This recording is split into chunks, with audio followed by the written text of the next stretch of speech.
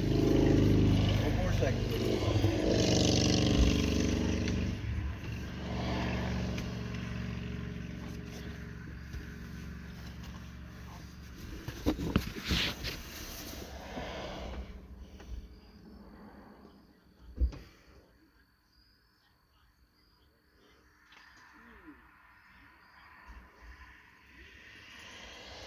All right. How you been doing, first of all? Pretty good. Pretty good. Yeah, can't complain. Been a hot summer, hasn't it? It sure has. It sure has. I mean, an unusual hot summer. Yeah. Last time I stopped here, you was getting moving somebody's camper and Oh yeah. something about a mower. Yeah. Remember all that? Yeah. Yeah. Yeah. It's been a hot summer though, hasn't It it? sure has, man. Boy, like right now, it's just really, really dry. Well, whenever it gets like it is right now, it actually concerns me as far as forest fires. Exactly. Yeah. Because you know what it takes to make a blazing forest fire is dryness and wind. Yep. In other words, if it catches both the elements at the same time, you got a problem. Yeah, that's right. A A serious. couple of people that had. Well, they had some brush fires and stuff over in Paducah that they had to put out last week sometime, where it was jumping from yard to yard to yard. Yeah, of course, Callaway County, we're under a burn ban right now, so you're not supposed to burn nothing anyway. Well, I was down on the down. Have you ever been to Dyersburg, Tennessee? I've been through That going by beside of it, like going to Yeah. Missouri or somewhere. Yeah, yeah. Yeah. I went to the Mississippi River Uh-huh. day before yesterday, Uh-huh.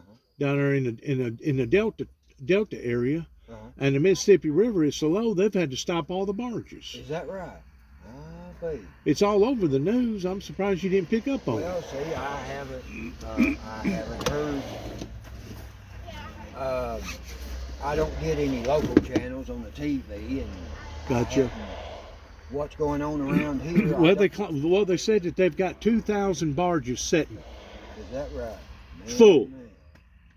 parked on the side of the river from New Orleans all the way up to Minnesota. Is that right? Yes, sir. 2,000.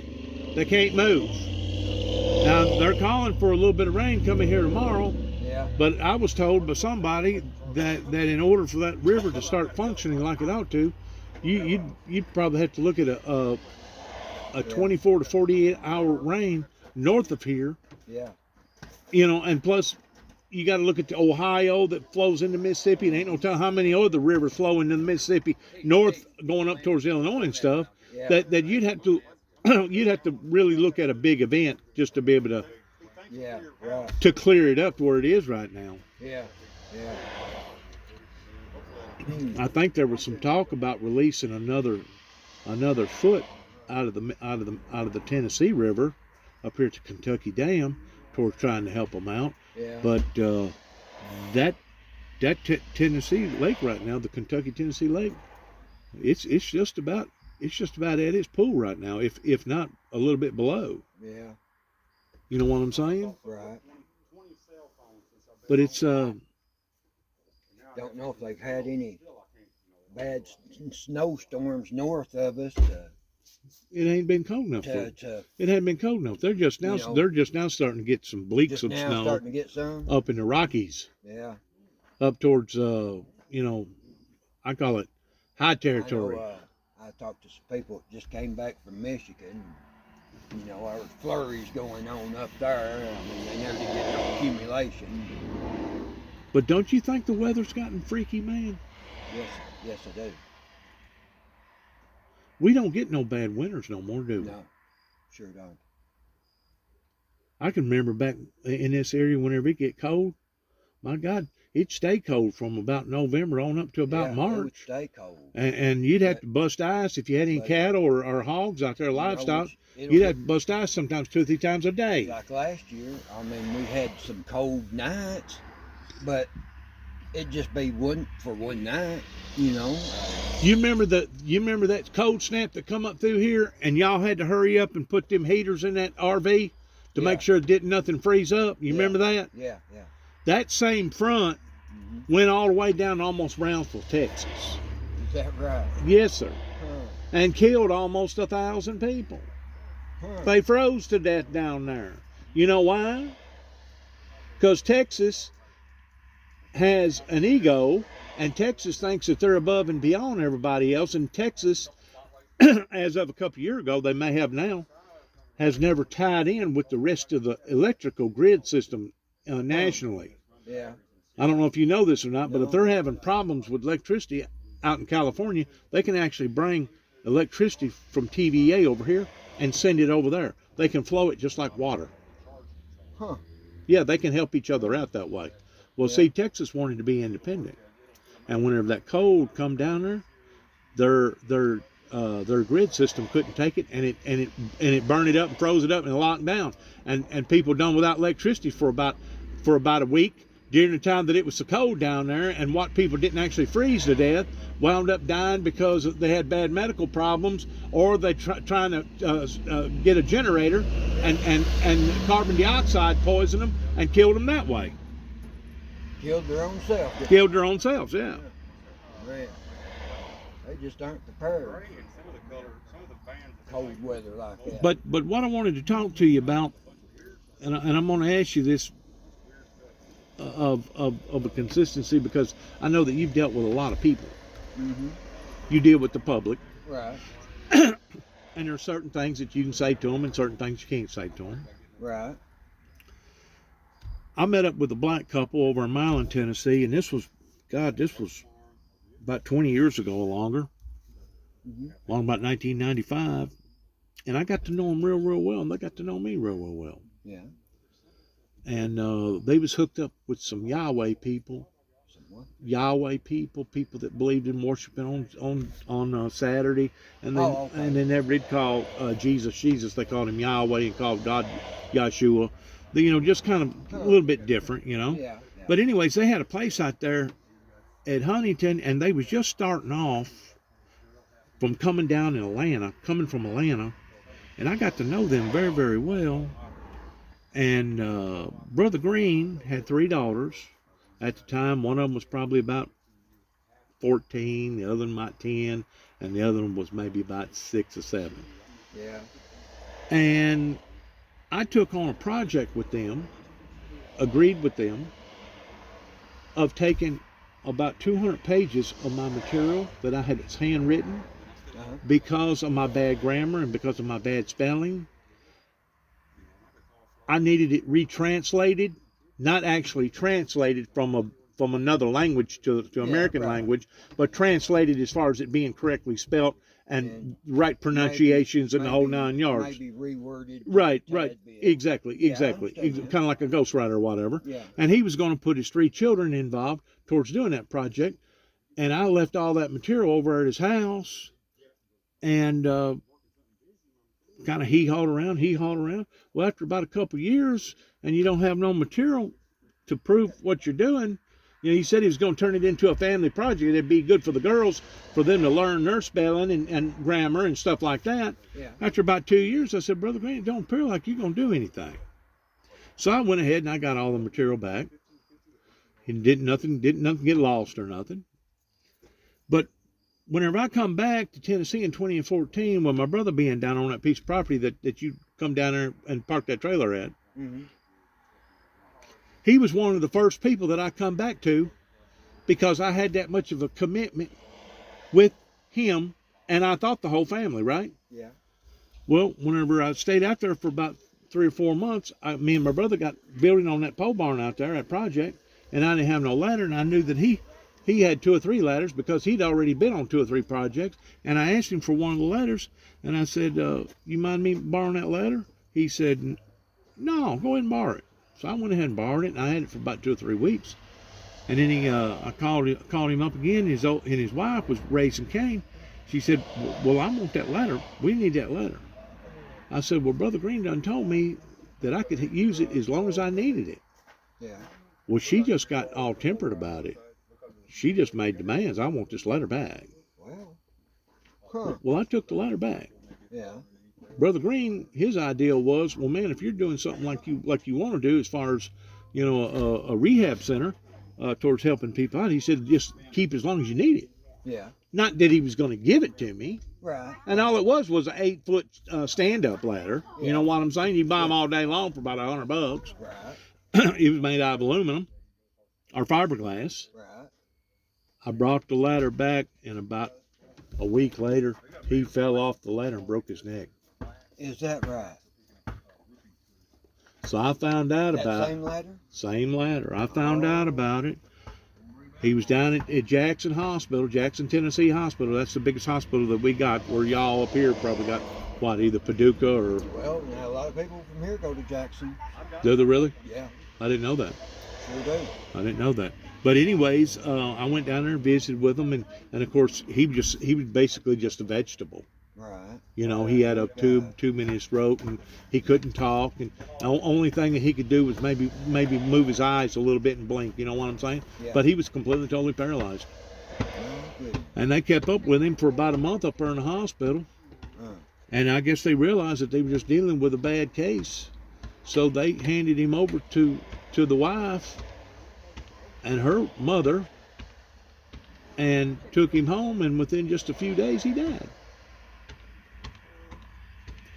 I kind of question whether or not that was intentional or not, because some people don't mind pulling the plug on people like that. As a matter of fact, I had a ex. Let me guess.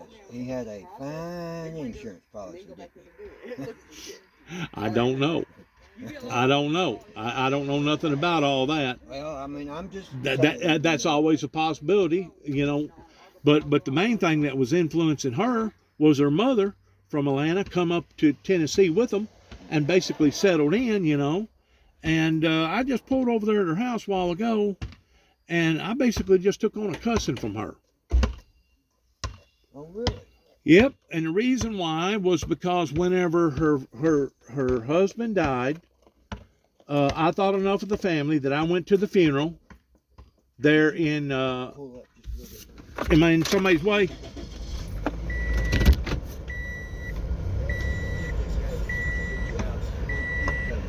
Okay. Yeah, there you go. Anyways, I thought enough of the family that I wound up going to the funeral. Yeah.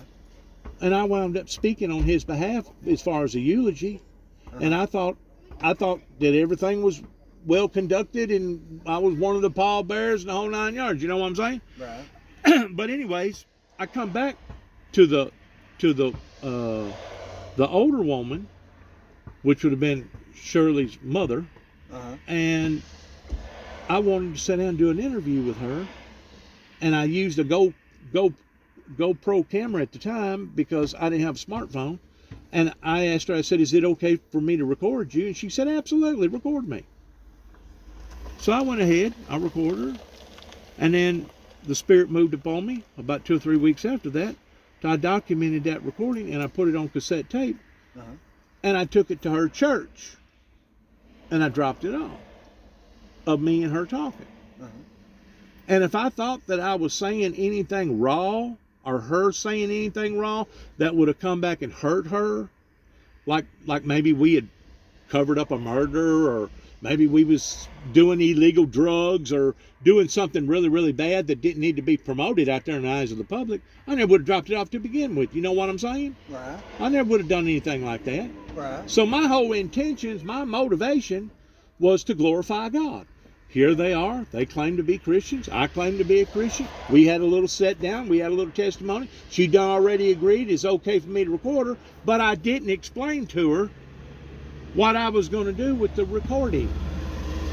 Well, whenever you agree to something like that, I mean, you recorded it. I recorded it, but you probably didn't even know what you was going to do with it. Not at the time. Not at the time, because I'm a spontaneous person. Right. Yeah. Well, I dropped that tape off, and then about 2 weeks later, this was probably within about a month after that he had died, I went back to that same church in respect to him, going to go to church that Sunday morning, and whenever I went in there, I got to looking around, and she wasn't there. Yeah. Well, she just didn't feel good. She just didn't show up. Yeah. Well, I didn't announce it that I was going to come. I come unexpected, so I didn't think nothing about it. So I just sat there, in the pew pretty close to where we were sitting last time, where she usually sits. But I did get to watching people, and they got to being real fidgety. Have you ever been around people that got real fidgety? Yeah. Like they was really, really nervous, like something was going on? Yeah, they uncomfortable. Yeah. Exactly.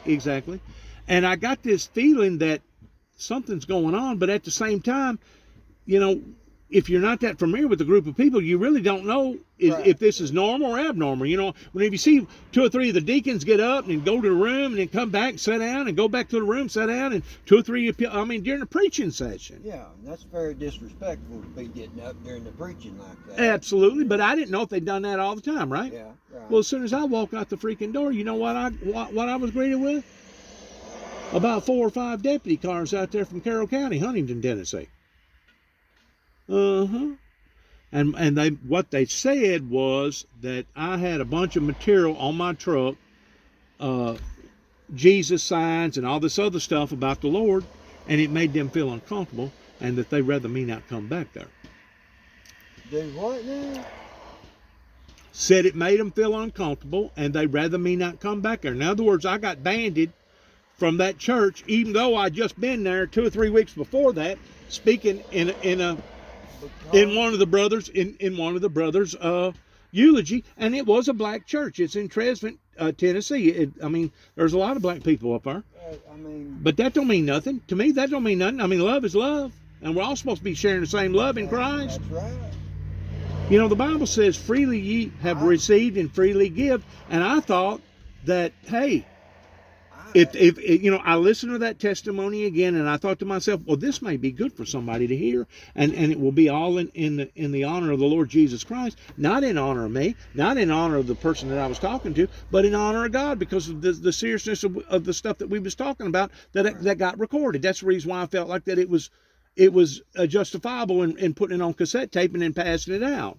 Yeah. I didn't just pass it out to her church. I passed it out to several different churches around there. Right. Probably 200 or 300 freaking churches. You know what I'm saying? Right. I didn't just target her church. Yeah.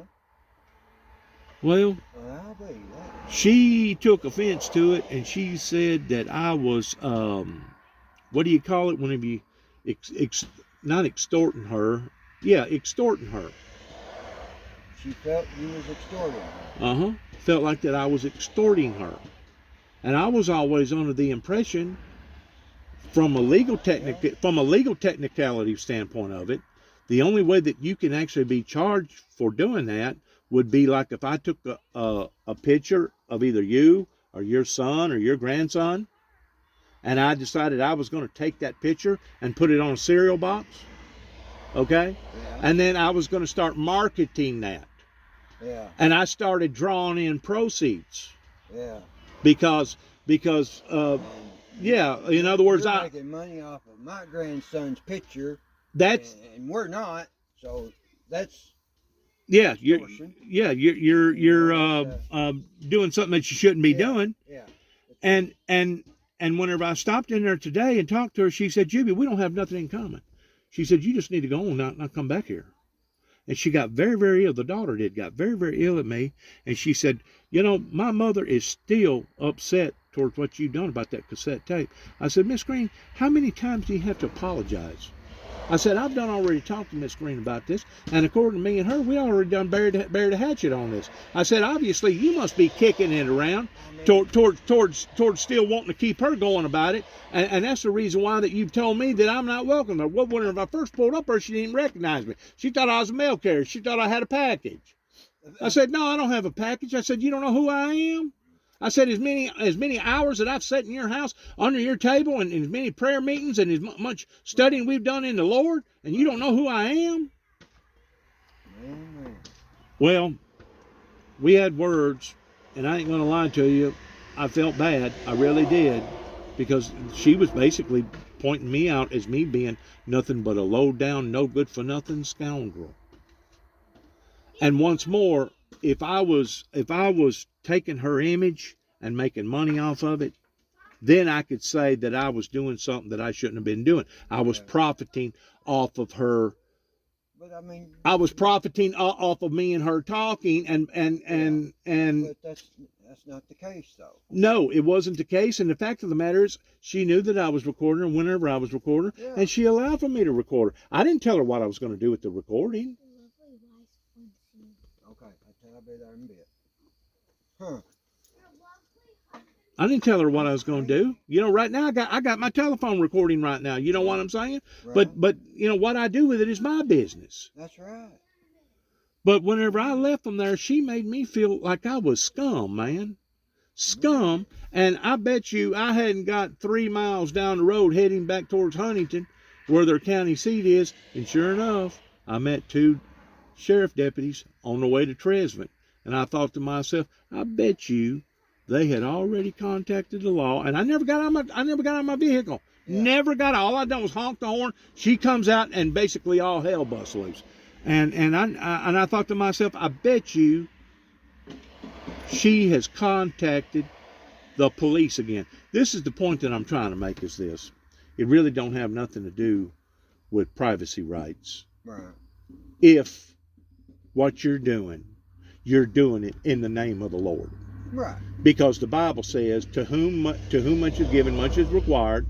There are certain responsibilities that I got, certain responsibilities that you may have, certain responsibilities that Miss Green may have. But at the same time, we're all supposed to be working for the same show. That's right. Which is the glory of God, right? That's right. Now, if I was taking that testimony and using it for the glory of Satan, then I'd say, yeah, you got something to kick up about. Yeah, absolutely. Or if I was taking that testimony and making money off of it, I'd say, yeah, you got something to kick up about. Yep. Never did. I mean, I just don't understand how come people want to attack people that are out here trying to do the Lord's work, and all of a sudden, whenever you involve them because you didn't get their permission, oh, I'm going to sue you, or I'm going to take you to court, or what you done was illegal, Juby. All we can do is pray for them, bud. I mean, you know, it's wrong of them. But I guarantee you, if I'd have sat in that driveway probably for another 3 to 5 minutes, I'd had blue lights on me. That's possible. That's very, very possible.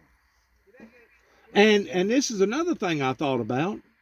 If that was a complete total stranger that I had never had any type of dealings with in my entire life, and then all of a sudden I push myself. That would even make it more understandable. That would make it more understandable. In other words, I was just pushing myself on these people and basically just stalking them or whatever. And that ain't the case, because we had I thought at one time. Yes, baby.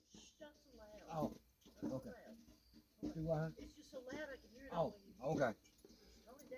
Okay. I thought we had a good sound relationship to the point Right. that, you know, you're not going to drop off 170 something pages of handwritten material if you don't trust the people that you're dropping it off to. Well, sure. Yeah. Man. Well, they didn't fulfill that, but I will say this: after Brother Green did read it before he fell off that ladder, he was a ladder just about like that one right there. Wasn't no bigger and wasn't no littler, just the same thing. What is that, a 6 foot or 8 foot? That's 6. Okay, I think it was a 6 then. But to think that they had become so raw over all of this makes me think that maybe there was some malice play pertaining to the latter deal. I mean, to me, I don't believe in just coincidences. Maybe they had a project going, him and her did, and maybe she got mad at him. Maybe they had some words, and maybe she deliberately tried to push him or lose his balance off the ladder. I don't know what happened. I just know this: whenever the man went back home, in about less than a week, he was dead. He was dead. But now I run into another situation with my first wife. She'd gotten married again, went through a divorce, and she got married again. She married some people from either Afghanistan or Arabs or something. They was some very, very powerful, rich people. Basically my life was targeted at that time towards taking my wife away from me. And he got involved in a really bad motorcycle wreck to the point that he became a vegetable. That basically tore her whole relationship and her life apart. And she dealt with it, give or take, for about 6 months, till finally she couldn't deal with it no more. And she gets on the telephone and calls up his people over wherever he was from. I don't know if it was Libya or maybe Saudi Arabia or Afghanistan, Pakistan. I don't know. All them places just about mean the same to me. It was and across the pond anyway. Right. And she told him that if you didn't mind, you need to come and get your boy. Yeah. Because up until then, they had not only disowned her, but disowned her son, because in their country, if you marry an American white girl, that's like the lowest of the low that you can ever get. Right. In their eyes, because that's the way that they was raised up in thinking that. Yeah. A matter of fact, most of those people, whenever they're children, they've already gotten selected by their parents or their grandparents towards who they're going to marry and when they're going to marry. Yeah, most of their marriages, are selected. Yeah, they're prearranged. Prearranged marriages, because look, I'm me and my wife, we're going to have a kid. You two, y'all have a kid, and we'll see to it that they're married. Right, planning their future for them. Yeah, exactly. Well, she called them up, and they come and got him, like she said. Yeah. But about a month later, they called her back, and she said, and told her, she said, well, he's dead. Well, you know what they done. They got tired of dealing with it, and they just pulled the plug. Didn't nobody want to deal with it. Didn't nobody want to deal with it. Yeah. And just pulled the plug. Once you go to another country, you're basically on your own anyway. But we're talking about some wealthy people. We're talking about people that owns freaking oil wells and stuff. You know what I'm saying? Yeah. Multi-billionaire people. Millionaire people. Could very well have hired a nurse. Well, they had enough money to come and get him, put him on an airplane with special provisions, because he was still on oxygen. He was on a life support system. Yeah. You know what I'm saying? He was like the same thing. He was paralyzed, didn't know nothing. He couldn't do nothing but maybe blink his eyes. Mm-hmm. So I just thought, since I was over here in this area, what would you do in a situation like that? That if you're still trying to be respectful to somebody, but yet no, they're continually condemning you towards telling you that you had disrespected them. And maybe I did, but I didn't do it intentionally, okay? But besides that, I thought that we'd done already buried that hatchet and we was moving on. Yeah. Apparently they hadn't moved on, because she needs to let it go. But you just gonna have to keep your distance from her. Yeah, that's all I can. Give her space. That's all you can do. Once you identify that these people got that kind of hard feelings for you, just walk away and leave them. And just pray for her. Pray that one day she sees her wrongs in this situation. She'll see that she was wrong. I mean, if the woman's got a half a brain at all, she will see. And you know what? I owned up that I was in the wrong. Because maybe out of respect, maybe I should have went to her and said, you know what, Miss Green, I've decided to make this public, and I'm gonna pass this material out. Well, what difference did it make if I passed it out on cassette tape, or I put it on Facebook, or put it on YouTube? Yeah, I mean, today just about everything's out in the public. Right. Yeah. Everything. That's true. Today, people don't have no privacy. No. And I guarantee you, I've been photographed and documented and didn't even know it. Now, what they done with it, I don't know. Don't really care to know. Mm-hmm. As long as it don't come home to me. But that really agitated me because I just got this coming from my uncle's house. We had a couple deputies stopped out here a while back, and they was looking for someone. Miss Renee that lives on the end down there on the right-hand side. They was looking for her son. Was this the one that you had to move her trailer because she was going to spend some time in jail? No. This ain't the same one? No. But anyway, there two deputies stopped out here. One was talking to me in the doorway there, and the other one, well, he's standing out here on the concrete pad with his phone and snaps my picture.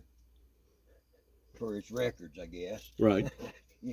Either anymore. Well, not only anymore anybody gives you any trouble. Well, they'll pull their phone out and they'll say, "Is this him?" Well, not only that, but most of them has body cameras now. Yeah. They don't have to pull no phone out. They automatically are documenting you whenever they pull into your yard. I guarantee you, and they start talking to you, you're going to be under observation at that point in time.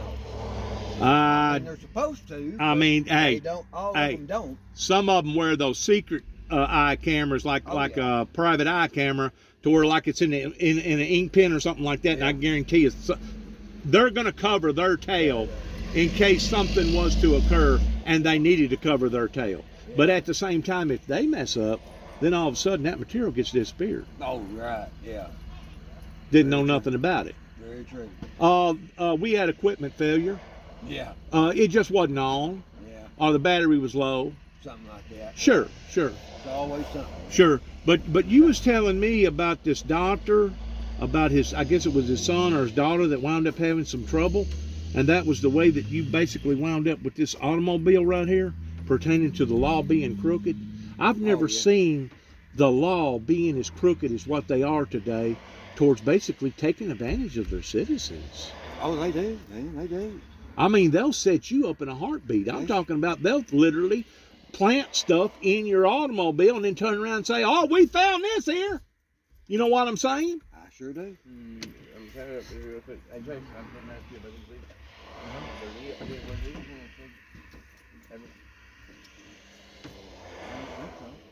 Well, you selling them? Nope, I was supposed to ask about when it came time. No, they're not mine. Down the road about 2 miles from my house yesterday, Sunday, old boy went crazy, wound up taking a 50 cal powder gun, killed his old lady. She was trying to leave, killed her, and then turned around and reloaded it. You know, it takes a while to reload a daggum powder gun. You know what I'm saying? Yeah. Reloaded and then turned it on himself and killed himself. Oh my goodness. Man, I'm gonna tell you something, and you can think whatever you want to think, and I think that me and you think the same way. Our government has failed its people to the degree that now all our jobs is being taken from us, and all, they've allowed for all these drugs to come over here and inundate our communities, and you may be a druggie. I don't know you that well, but I'm just saying that with all this commotion, did you know that Tyson made a statement to the mayor of Chicago and said, if y'all can't get a better handle on y'all's crime, we're fixing to pull out. The Braves pulled out, and they make hundreds of millions of dollars off them freaking ball games. Chicago's done got so bad, man, it ain't even decent to raise a family up in. Well, it's the same way in New York. It's the same way in some of these other bigger cities. Yeah. I'm telling you, man, crime is inundating this country right now. And with the gas and the food being high and a crazy maniac over there in Russia doing what he's doing, and the Mississippi River going dry, I'm just afraid that we ain't seen nothing yet. That's the reason why I'm coming here tonight, is to talk to you and prepare you for the worst. In jails, you know, they're so overpopulated. They can't build them quick enough. They're just letting people out, you know, and just... It's a revolving door. Yeah. It's a revolving door, and basically once they get you on paper, they want to keep you on paper, especially if let's say you're drawing a disability check or you're retired. As soon as they put you in jail, guess where your check goes? It goes to them. Yeah. It goes to them. Yeah. Yeah, you still get the check, but it goes to them. Yeah. And that's part of your fees towards part of your hotel fees. I know of an old boy over in Mayfield. He's got a bad heart, and medical problems. Anybody that knows him very well knows he's got a bad heart. Okay. And he's a criminal, and they will not arrest him because of his medical condition. Right, because he's going to be a liability to the... He's going to be a liability That's to the right. state. That's They right. don't want him. That's right. Or if you got AIDS, or if you're just at the point of death or whatever, they don't want you in there. They'll stop by his house and fuss at him, you know. Now, you need to stay here. You don't be getting out. And But then somebody that is good, healthy, all they want them in there. Oh, yeah. You know, that way they ain't got to worry about a whole lot of liability issues. You ain't sick, ain't got to worry about nurses. Somebody told me it was on the news not too long ago, a couple of years ago, that the state of Kentucky pays more for their incarcerations than they pay for everybody on local, state, and federal working at social services for the public, like judges, public defenders, and people in high, your city workers and all that. Yeah. They pay more. They're out more money for their judicial punishing system than they do all the other money that they put out. Amen. And you know what I think about that? it couldn't have happened to a better group of people. Very true. Because if they're going to pick on their citizens like this, on every little iota, to the point that they don't give nobody a chance, and you know, this is another thing. I don't know if you've ever thought about it. Back whenever they started promulgating the laws, I've always heard that double jeopardy is against the law. Double jeopardy is against the law. In other words, they can't take you and retry you for the same crime, especially after you've already been tried and you've paid your price to society. They can't arrest you again. That's right. And put you back in jail. But yet now, in today's society, because of the computer, if you've ever done anything wrong and it's out there, they'll hold that against you to the point that it affects your credit rating. Kentucky. Huh? If you live in Kentucky, they probably can. But they do. I guarantee you they do. In other words, if you're going to take out a loan to buy a house, they'll look at that. Yeah. They'll look at your criminal file, and you know what? Instead of getting interest rate at 8.6, it's going to cost you 9.2 or 9.4. Yeah. They look at all that stuff now. So basically, our privacy has been taken away from us for years and years. Whenever it comes to them dialoguing us and documenting everything that we do, and to be quite honest with you, to me, you know, let's say if you killed somebody and it was like justifiable homicide, but they considered it gross, whatever, and you had to spend, you know, 7, 8, 10 years in jail. Well, ordinarily back in the 40s, 50s, and 60s, before the computer system got as predominant as it is today, you could always start your life over again. Let's say you went to jail in 25 or 30 years old, you got out of jail at 40 or 45 years old, you could always start your life over again, even if you have to move 2 or 3 counties down the road. You could start all fresh again where didn't nobody know nothing about your background. That's right. Today, that's impossible. That's impossible. Sure is. So basically, the same people that pays their price to crime, and they have to be ridiculed by it every day to somebody knowing their past. It's always, you know, when you get that kind of a label, man, it's always going to be there forever. Regardless, if you've changed your ways, that's great, that's good, but you're still going to be labeled that thief, you know. Or that drunk. Yeah. Or that rapist. Yeah, that's right. Or that bank robber. Yeah. Or that dope dope taker or whatever. Yeah. I don't know who it was, if it was, you know, talking about the crime and the Mississippi and stuff, and I don't know if it might have been Hussein. I don't know who it was, but one of them foreign dictators, you know, he was doing an interview or something, and they asked him something about destroying America, and he said, "Oh, no, I'm not going to destroy America." He said, "I'm just going to sit back and just let America destroy itself." That was a Russian leader, and I think that was the Russian leader. It was Brezhnev. It was Brezhnev or one of those Russian leaders way before Gorbachev that said that. Yeah. And you know, I've thought about that towards taking America over and never firing a shot. I think he's right. Well, have you seen this fentanyl now that's coming over here that looks like M&Ms and looks like candy?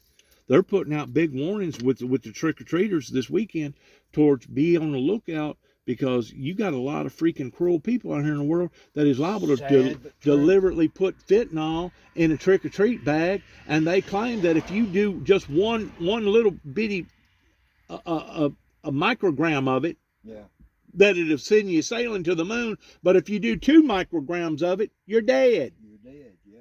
A lot of people's die. I don't know nothing about it. In other words, it's I wouldn't know it if it was laid right out in front of me. The efficiency of basically a fingernail. It's like heroin. That was what I was told, and I've also been told that the majority of it's coming over here black market, coming through China, and then coming up through South America and Mexico, and that's how they're getting it over here. Man. They've done gathered up enough fentanyl just this year alone to kill every human being in America. Every human being in America. Over 1,000 pounds of fentanyl. Damn.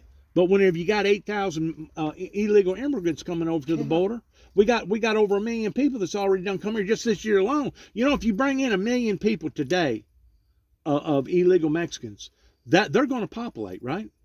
So absolutely. so 5 years from now, you ain't going to have 1 million. You're going to have 1.2 million. And then if you give them another 10 years, it's going to have 1.5 million. You know what I'm saying? Because they're going to populate. Well, if you get enough people in your country that's there illegally, and then they get the green card where they can vote and do this and do that, do you not think that they can take you over from the inside? Mm-hmm. Exactly. That's right, because they can eventually get in behind those desks and they can make those decisions. I don't know as if the white man anymore isn't a minority now. He is. In our own country, you know? He is. Yeah, I think so. The white man stole it from the red man. Yeah. The white man made monopoly off of it from the black man, and if we don't watch, the black man is going to be the man that's going to take it away from the white man again. Yep, you're exactly right. We're heading in that direction. Yes, sir. Either that, or it's going to be a foreign entity that's going to come from within that's sure enough going to cause problems. Yeah. We're in uncertain uncharted territory right now. Absolutely. And since you don't keep up with the news, are you familiar with Lake Mead of the Colorado River? I've heard of it. Whenever we was talking about the Mississippi River. Yeah. Okay. Did you know that they're right now on a tier 1, all the people out west, which means that you're not allowed to wash your car, you're not allowed to water your grass. That's right. Huh. And the Colorado River has lost 175 feet, which is the equivalency of a 17-story building that has been diminished. And they say that the rate that it's going right now, next year, it's a possibility that it gets so low that the turbines will stop, because you got to have a certain amount of water to make the turbines move to be able to generate electricity. And the Hoover Dam generates probably about 30 million people out there. Man. Wouldn't that be a whooping?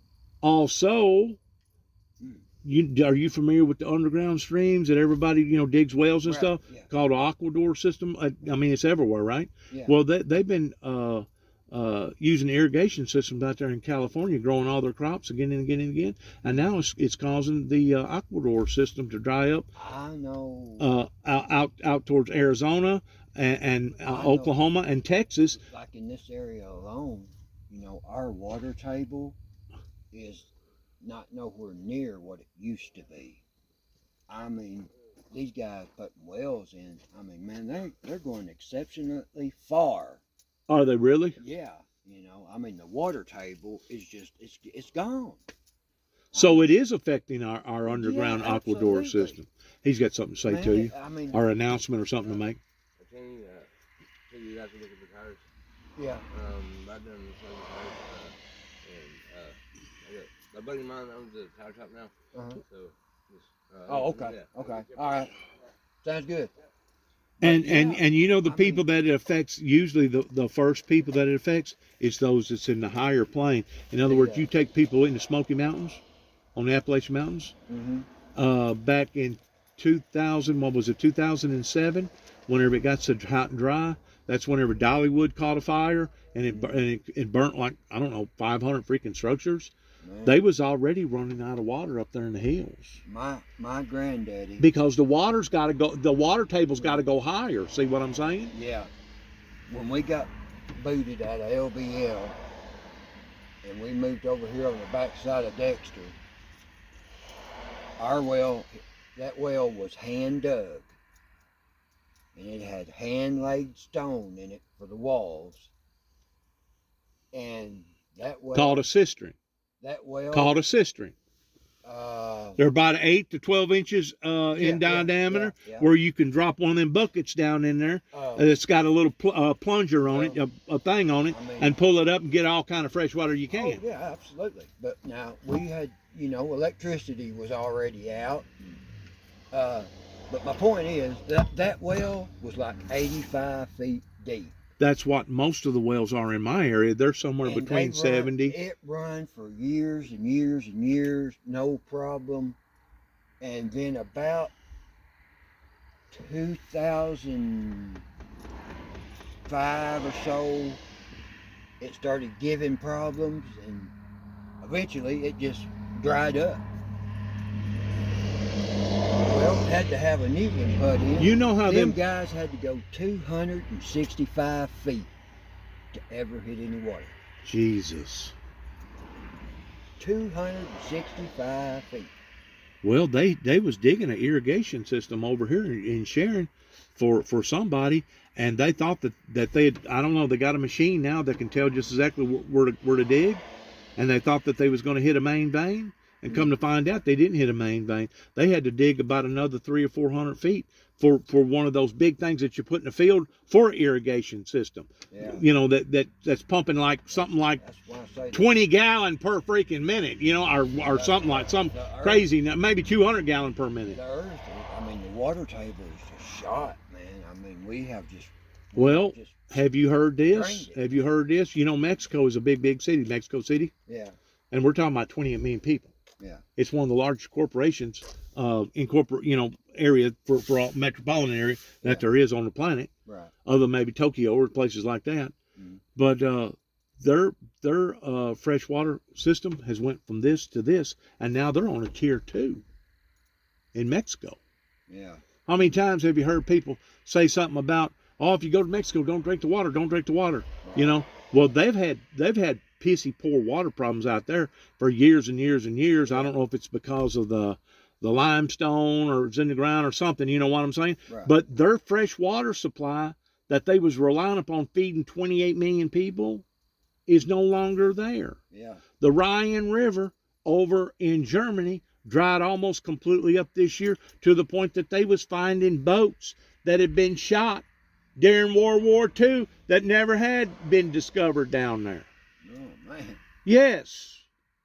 Crazy. So it's affected their agriculture. It's affected our agriculture. Russia, it's, you know, with Russia blowing up everything and jacking up the prices on fertilizer and jacking up the prices on oil and gas and stuff. Yeah. They claim right now that people over in Europe are probably going to go through one of the toughest winters that they've ever had because of gas being so high.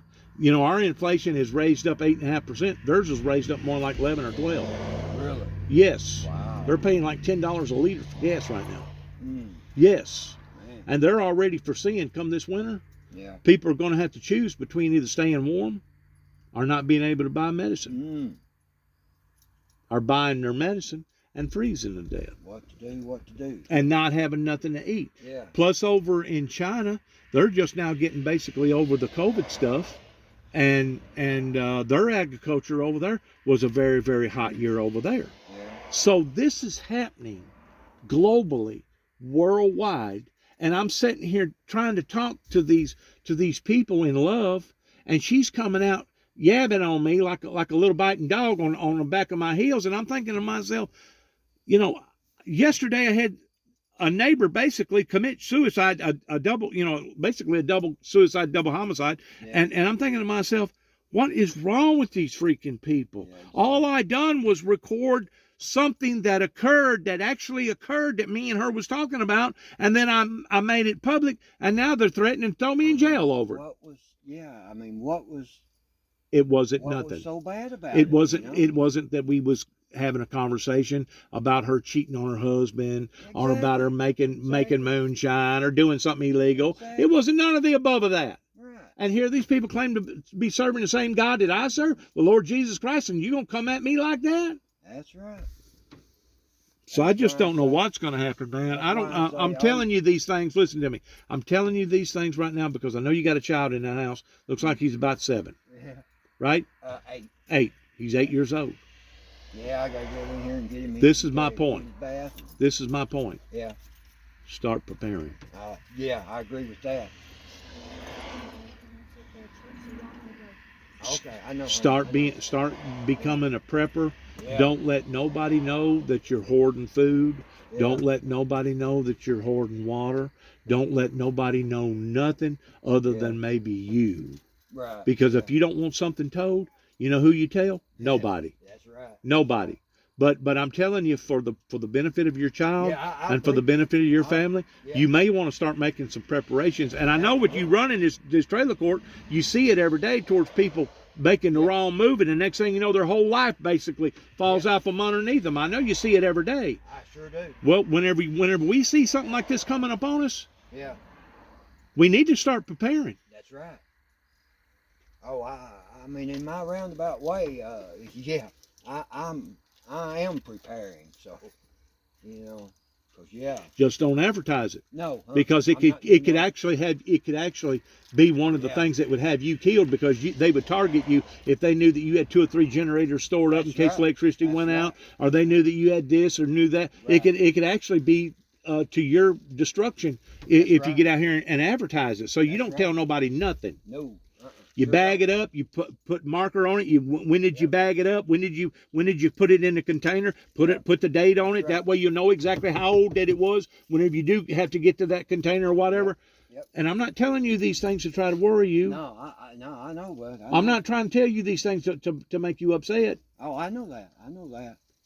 But this thing is coming down the pike. It's real. It is. And if you don't have your eye on what's fixing to happen, I'm just afraid you liable to end up Yeah. getting blindsided like all these other people. That's right. Which scares me more so.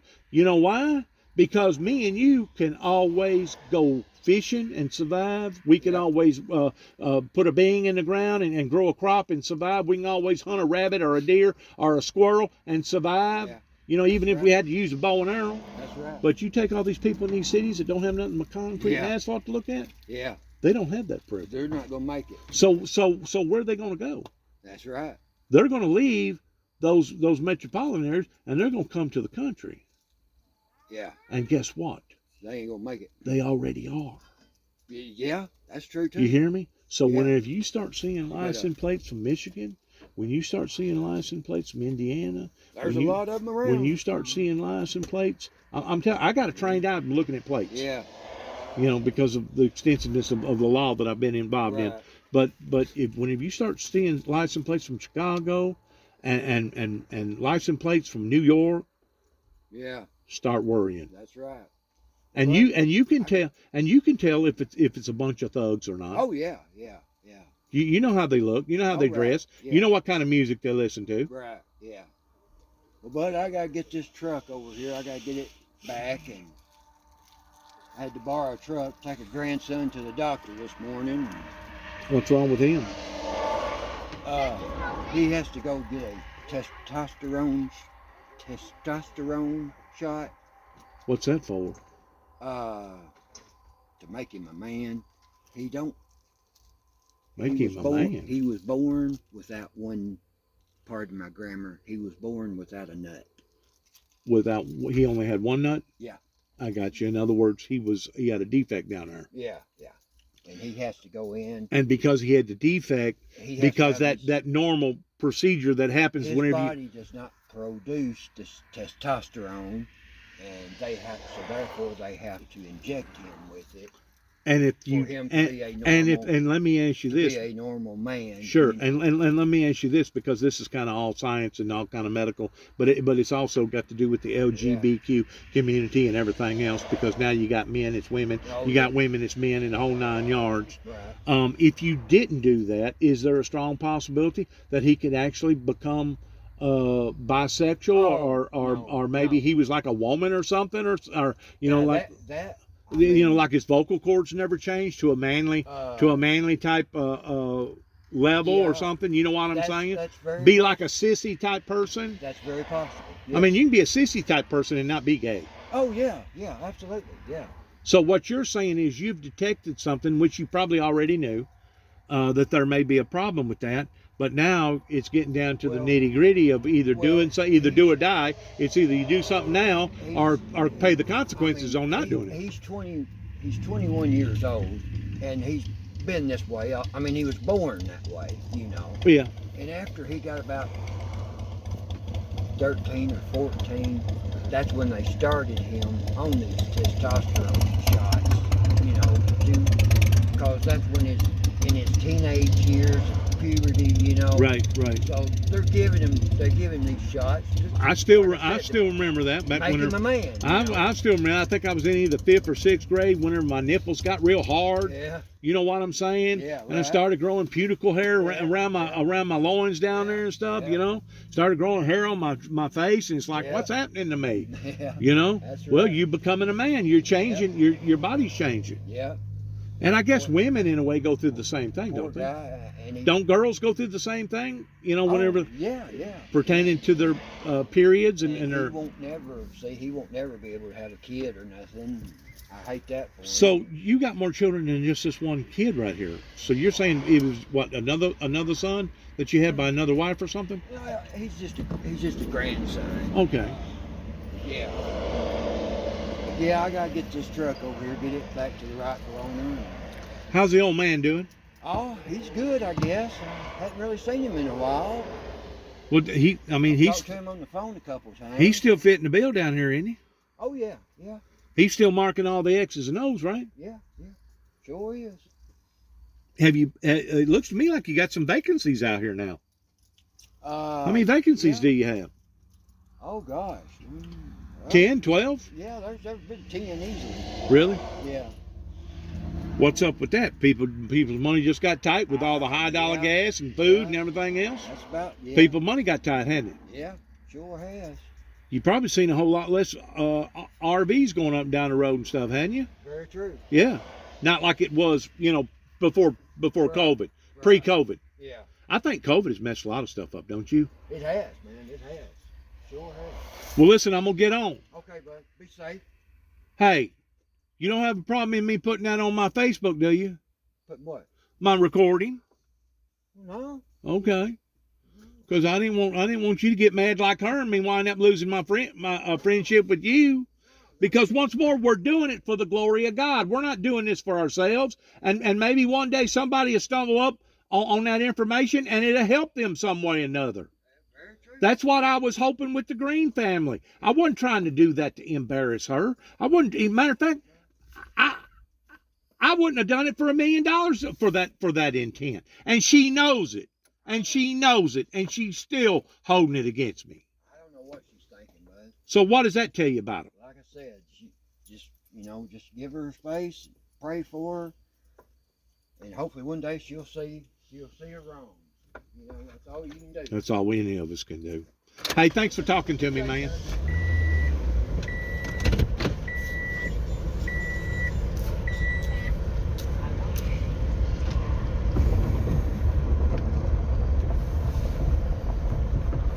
It hurts me to see how people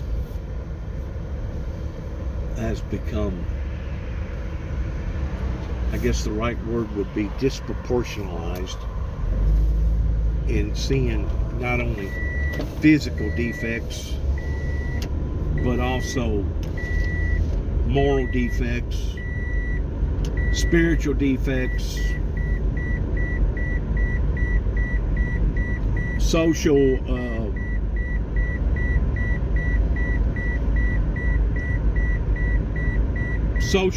normalcy that was considered normal as little as 10, 12, 15 years ago, that today is now totally off the charts towards being looked upon as being wrong or irregular. And the more that the people become irregular, the more that the forces of nature become irregular. And I'm just afraid that there is a calamity around the corner coming down the pike on a global scale that's going to be devastating, to say the least, for so many different countries and for so many different people's lives. Because it's just like that guy talked about that that talked about the increase in the price of energy. When you increase the price of energy, you increase the price of food. When you increase the price of food, you're taking now everything out of its normalcy, to the point that the people that used to could afford to go down to the restaurant and eat now can't no longer do that. And in some of these countries, to where they had, their supply line, they had their connections. I'm going to use that word. They had their connections towards where that they could get their bacon, where that they could get their eggs, where that they could get their shrimp, where that they could get their potatoes, where that they could get this and that. Now those same connections are struggling. That basically trickles all the way down to the point that the powerful and the rich and those that's got the bucks, they'll still be in the they're still being the fat cats. And the reason why they're the fat cats is because they can afford those high prices, to where the poor man, the working man, regardless whether you be here in this country or in some other country, ain't going to be able to afford, because now there are shortages and there's labor issues, and the COVID has basically upset the apple cart, along with the war, and now various countries towards weaponizing petroleum because we realize the value of energy in that form. And I said I guess it was now right at a year ago, maybe 6 months ago, that it's a strong possibility that OPEC, Saudi Arabia, could actually diminish productivity on how many hundreds of millions of gallons or barrels of oil that they drain out of the earth, purposely to make it that much harder on other countries. That way they can drive the price up. Once more, once you drive the price up, it trickles down on everything else. Everything else starts going up based around supply and demand. And whenever you got more of a demand and you do a supply, naturally everything in the world is going to start going up. Everything.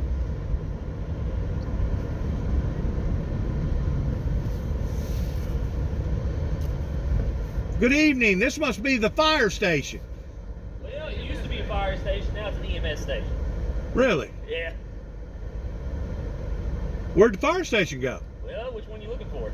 Oh, I don't know. I'm just talking in general. You got one on 16th. You got one out on 641. I got you. Where's another? Well, it's good y'all having somewhat of a rest right now towards not being on call, you know. Has it? Really? I seen about 2 miles from my house yesterday down there in Tennessee, where I'm from. Boy took a 50 cal powder gun and killed his old lady trying to get out of the driveway. Shot her and then took the 50 cal and reloaded it. And you know, it takes about 2 or 3 minutes to load up a powder gun, and then turned it on himself and blowed himself apart. So he had to think that through. Yeah. He meant for that to happen.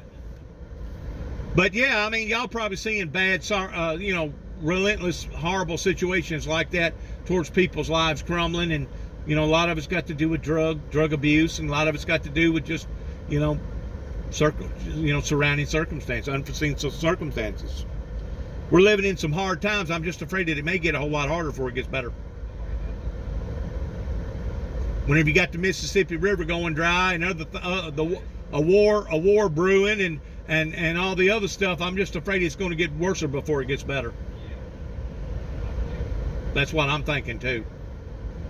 Maybe a good time to start hoarding some stuff and putting it back and being a prepper. You know what I'm saying? Just don't let nobody know that you got it, because that could actually be the ruin to you.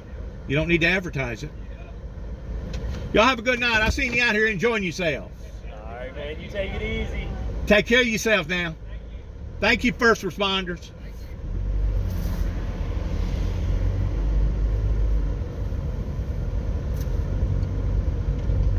Seen them out here a while ago talking, chit-chatting. They're all sitting outside where I'm at up here in Murray, Kentucky right now. It's basically actually to me it feels more pleasurable with it being just a little bit on the cool side than it is with it being entirely too hot, because usually in the summertime, whenever it is entirely too hot, usually the humidity level somewhere around 80, 85, 90. Right now we got very low humidity. And right now, it's very pleasant. Wind isn't hardly blowing. It's in the fall, here in October, and it's a very, very pleasurable evening just to get out and socialize, sit around and chew the fat, sit around and talk and look at things and plan out things and look at what's happening and maybe start preparing yourself in a better way towards what to expect. Social activities has always been part of the Homo sapiens characteristics ever since the beginning of time.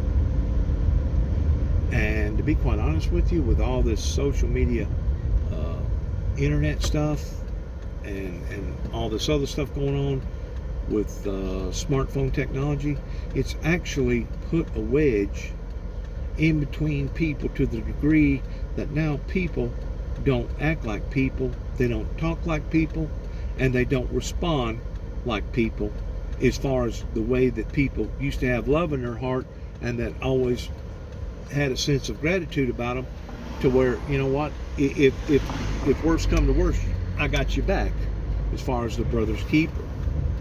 It's got to the point that in this day and time you can't rely upon that anymore, because so many people's messed up. They've strained themselves too far thin. They got too much to lose. Car payments are behind, possibly rent. House payments are possibly behind. And we're just living in very, very strenuous, uncertain times that the Bible talks about in the last days. For we will be living in perilous times, which means dangerous. We will be living in dangerous, uncertain times, and those are the times that we're living in right now. I do blame a lot of what has occurred and what is occurring on what didn't occur that should have occurred with the windmill ministries 30 plus years ago. I blame the fact that so many people let me down in my own personal Northwest Tennessee area, that didn't want to support me, that didn't want to back me, kind of like what Miss Green was talking about, that we don't believe in what you're talking about, and we don't support the things that you're talking about, and because of it, we don't have nothing in common. Just leave us alone. And you know, whenever people tell you that, it's best to back out of their driveway and leave them alone, because that's the way they feel. If that's the way they feel, that's the way they feel. But they cannot see in the events that has happened in the past towards what happened then of where we are today in the present. And God only knows where we're going to go in the future if we continue to be hard-headed and rebellious, and we continue to put more and more hatred and malice in our hearts. God only knows what the next 30 years is going to bring. If we can see this type of destruction off of this 30 years, what's the next 30 years going to be like? You know what I'm saying?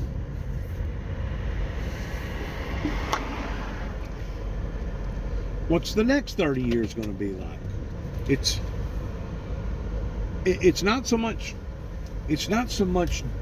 frightfulling or concerning pertaining to me, because I'm 61 years old. I realize that the people obviously didn't want to support not only the ministry, but they didn't want to support true peace, and because of it, they have brought these consequences into their own lives. And it really, really affects me, and it hurts me deeply to know that my message never took off. My message was never looked upon as being in a serious frame of mind. Even though I had spent endless days, weeks, months, and years towards promoting the same thing, in my particular area where I live to this day, I'm still getting shunned, ridiculed, run off. People don't like me. Okay, tell me right quick. We don't believe. We don't support that. We don't believe in that. We're not going to back you. We're not going to. Matter of fact, I just want you to leave and go away. And because we don't have nothing in common, and I'm not supposed to tell nobody about what did happen, much less what is happening.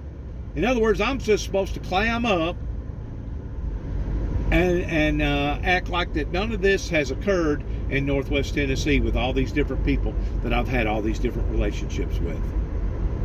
It's incredibly, incredibly sad. Pull up here, and this will be the end of this recording. I'll go here to Dairy Queen and try to get me something if I can before they close. 8:30. 8:30.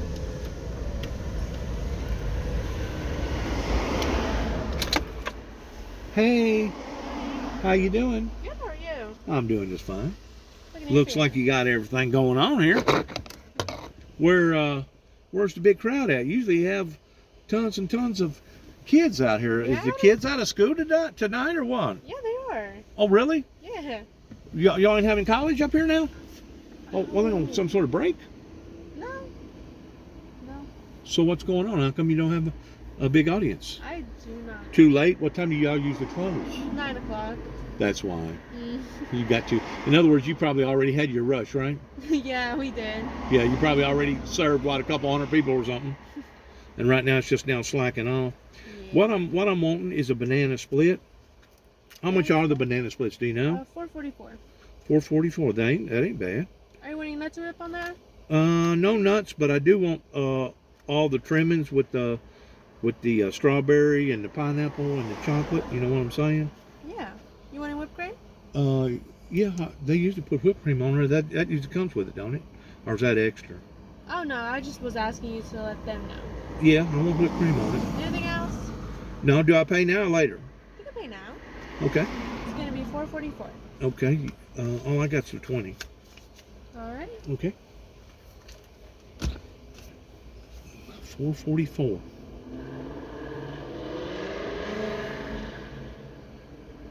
Give me 5 ones. That way I can give. Well, wait a minute. I got a buck right here. I'll tip you $1. Here you go. Just go ahead and give me a 5. Alrighty. Matter of fact, keep the $1.44. Keep the change too. Can't beat that, can you? Yeah. No, no problem. Alright. Make sure you fix me a good banana split. Thank you.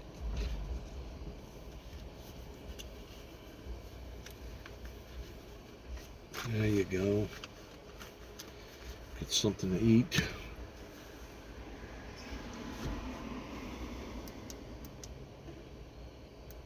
Have a little treat.